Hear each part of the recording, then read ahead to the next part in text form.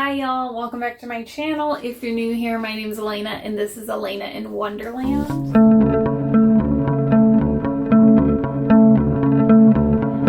Today we have 12 fantasy recommendations with queer characters for Pride Month. If you're new here, I myself identify as pansexual as well as my husband is trans.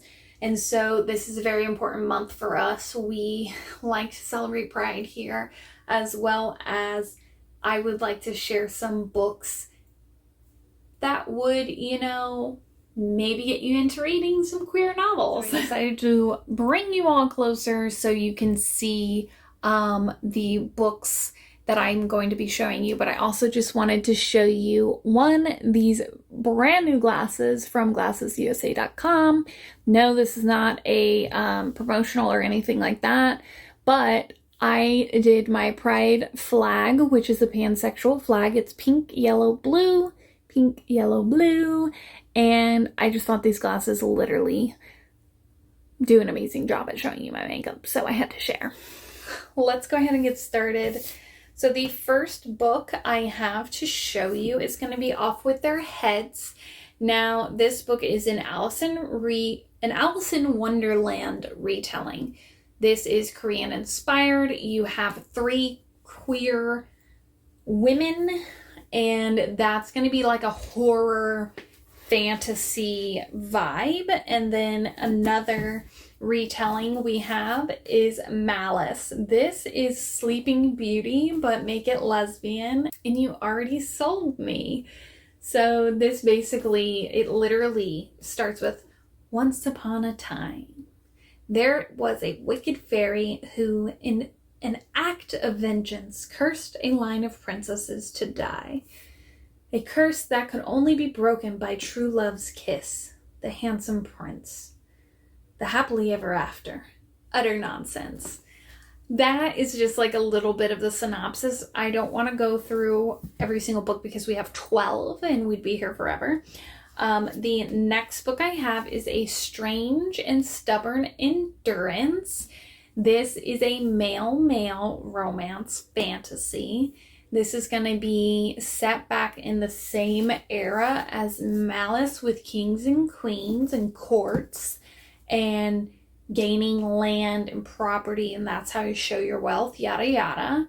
The next book I have is A Marvelous Light. Just stare at the cover for a second. Just stare at it. It's so beautiful. Also, like, the floppiness. It's good. Sorry. I like that about this paperback. Anyways, another male-male romance. It has a little bit of like magical realism. It's got familial issues. I'm sure there's going to be like some found family tropes going on. I haven't read this yet, but I am really excited too. The next book, I found out had a queer character in it. It's going to be Jade City. So I did some more research. It does show that the character is going to be a side character, probably in the first book, maybe even the second book, but he becomes a main character in the 3rd installment of this series, which is going to be the last book. This is a series trilogy, actually, but this is a high fantasy. You have a lot of political things going on. You have clans and everything on top of magic. It sounds so freaking good. I know you've seen it on my list multiple times. Yes, I'm going to read it this year. We just have not gone to it. The next one is the chunkiest book on my entire TBR. The Priory of the Orange Tree. Talk about floppy. So this is a sapphic romance fantasy with dragons. You have a bunch of like older, what is the word? Like, this is also with kings, queens, courts, yada yada. But like I said, I believe this is a 1,000-page book. So it's been really intimidating to me, but I've been on a dragon kick lately, and it's really diverse. We've got some fun characters. And I just like it a lot. And also this is raised. I'm a very big texture person, so this is raised and it's really nice. Okay, next up is a book I am currently reading, which is Black Sun. And this is an indigenous queer sci-fi book. Okay, it's kind of like a dystopian novel.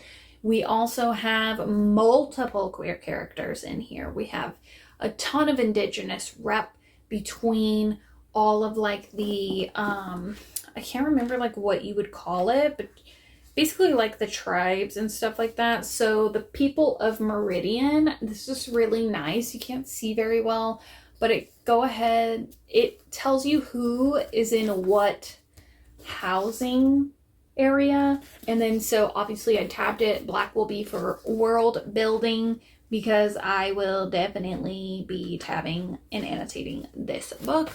So you have this part of the map. And then you have a second map. This is very, very good so far.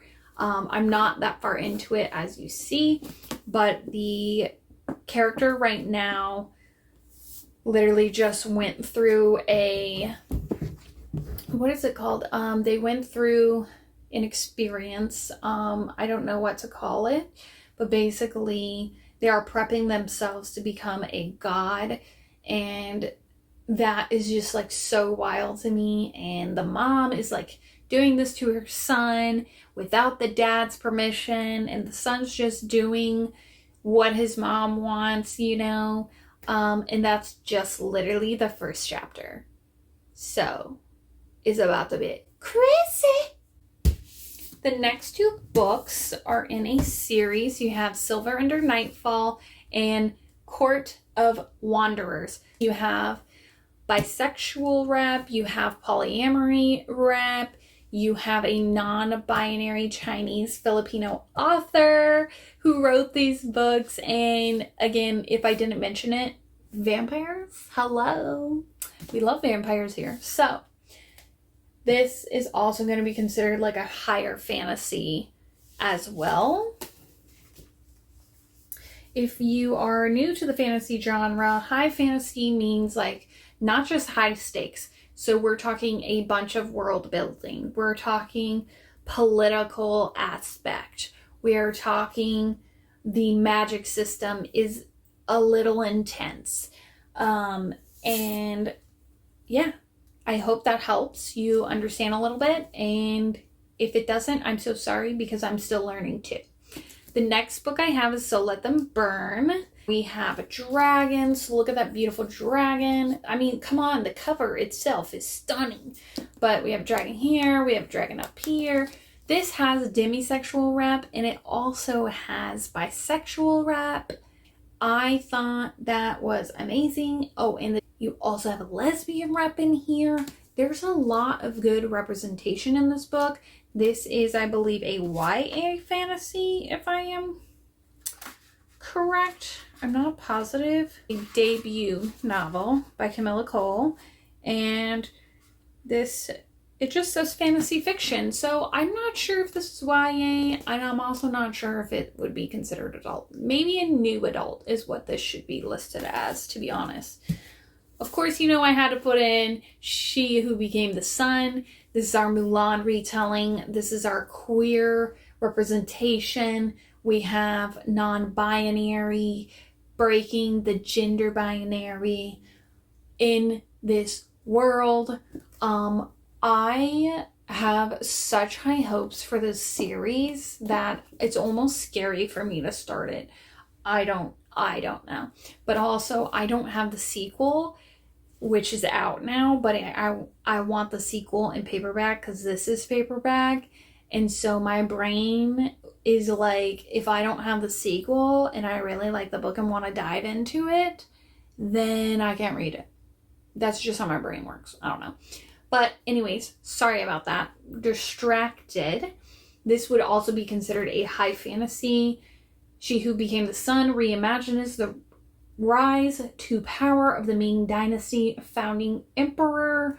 This has vengeance for their dad. You know, this has politics, this has war, you know, it's about identity, self-discovery.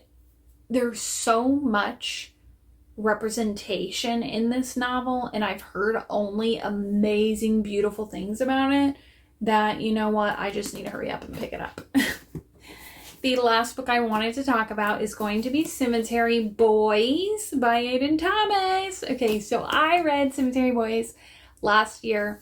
You have a masked trans character. You have, I believe it's asexual. I'm so sorry. There is one more representation that I cannot remember off the top of my head. This is about a Latino boy who is stepping into he's wanting to become a brujo, which is a witch.